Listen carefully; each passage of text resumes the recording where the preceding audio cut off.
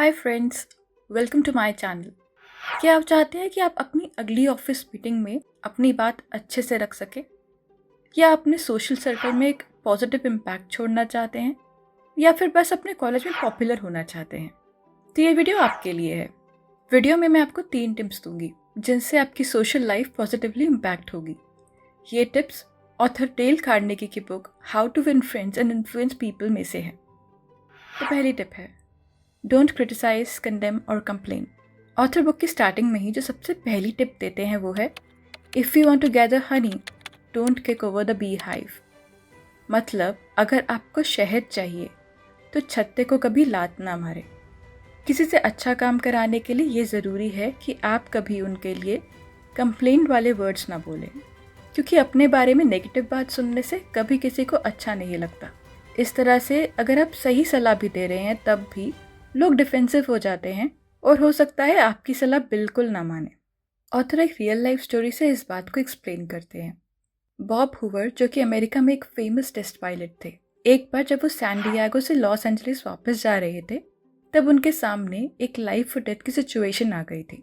Flight magazine के एक article के हिसाब से हवा में 300 फीट की ऊंचाई पर उनके प्लेन के दोनों इंजन ने काम करना बंद कर दिया। अपनी सूझबूझ से उन्होंने सबको सेफली लैंड तो करवा दिया, पर प्लेन बुरी तरह से डैमेज हो गया था। इमरजेंसी लैंडिंग करते ही उन्होंने प्लेन की इंस्पेक्शन की। तब उन्हें पता चला कि उस प्लेन में गलत तरह का फ्यूल भरा गया था। वो समझ गए कि इसमें किसकी गलती है। एयरपोर्ट पहुंचकर हूवर ने कहा कि वो उस मैकेनिक से मिलना चाहते हैं जिसने प्लेन की सर्विस की थी। तब तक उस मैकेनिक को ये बात पता चल चुकी थी और वो बुरी तरह से डर गया था। जब वो हूवर के सामने आया तो उसकी आंखों में आंसू थे।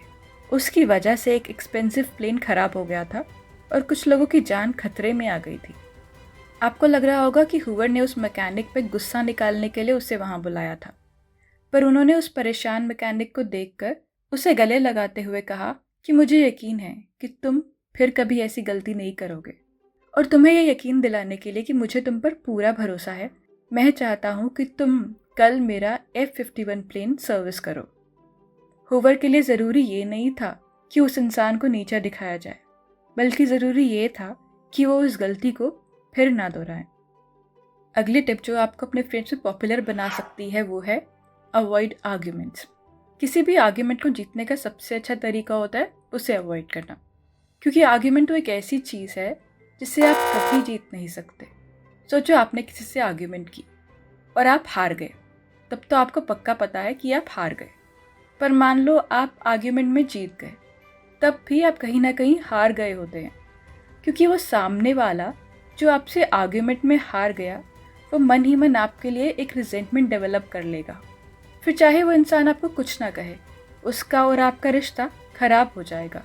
ऑथर पैट्रिक और हायर की कहानी से इस बात को समझाते हैं।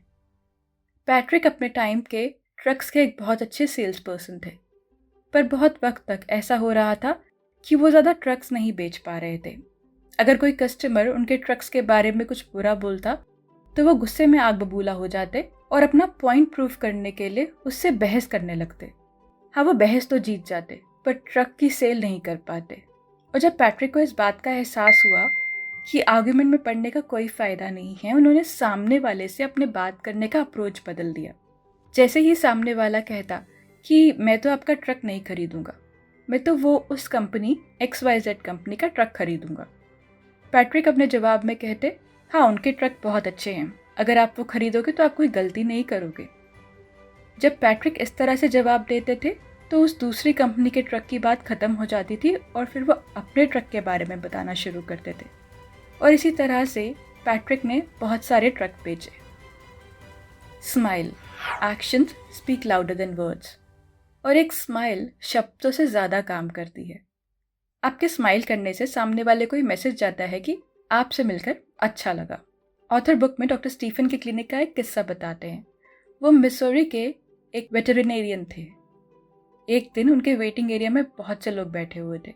उन सब की शक्लों से पता चल रहा था कि वो कितने परेशान हो रहे हैं।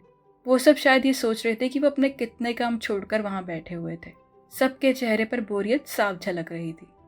तभी एक औरत अपनी बिल्ली और 9 महीने के बच्चे के साथ वहाँ पहुंची। उस बेबी ने साथ बैठे आदमी को एक बड़ी सी स्माइल दी। और उस स्माइल के जवाब में आदमी ने भी उसे स्माइल किया और वो औरत बात करने लग गए। जल्द ही वहाँ बैठे सब लोग उस कॉन्वर्सेशन में इन्वॉल्व हो गए। कुछ मिनट पहले बोर हो रहे लोग स्माइल कर रहे थे और बहुत खुश थे। तो ये थे वो 3 टिप्स जो आपको सोशली इन्फ्लुएंशियल बना सकते हैं। कंप्लेंट ना करें, आर्ग्यूमेंट से दूर रहे, जब भी मौका मिले मुस्कुराए। ये सब ना सिर्फ आपके रिलेशनशिप्स को अच्छा बनाएगा बल्कि आपको एक बेहतर इंसान भी बना देगा। अगर आप ये बुक पढ़ना चाहते हैं तो बुक का लिंक मैंने डिस्क्रिप्शन में दे दिया है। Thank you for watching. मेरा नाम है स्वाति और मैं आपसे जल्द मिलूंगी एक नई बुक के इनसाइट्स के साथ। Till then keep smiling and keep working.